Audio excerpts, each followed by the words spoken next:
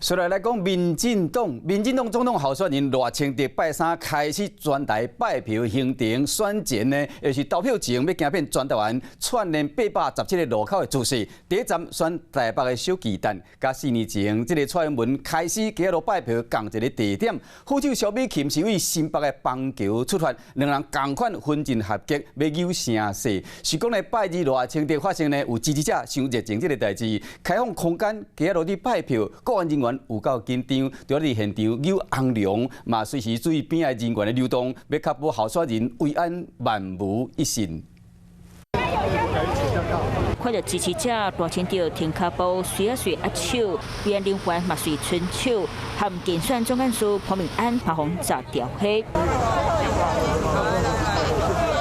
总干事嘛将做维安，毕竟前一天才发生热情的支持者共进的事件，互国安拢真紧张。不过赖清德下早啊徛踮伫路口，遭势人气共款强困。维安人员皮毛拢变真红，若是民众停落来地水果健康，确保安全无问题。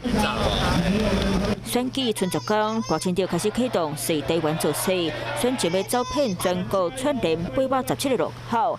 起点就选伫咧台北小巨蛋，4年前蔡英文嘛是伫咧这个所在开始加入拜票。没有错哈，蔡英文总统4年前他也有来站在同一个路口拜票，那我也是希望能够延续这样的气势，赢得最后的胜利。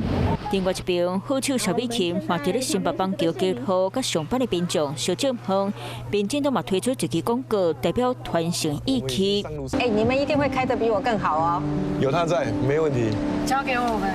你的阳光不错哦。跟你学的。准备好了吗？说落来，蔡英文国政所是选举上尾时刻，赖清德全力拼前，必须国家这台车继续向前。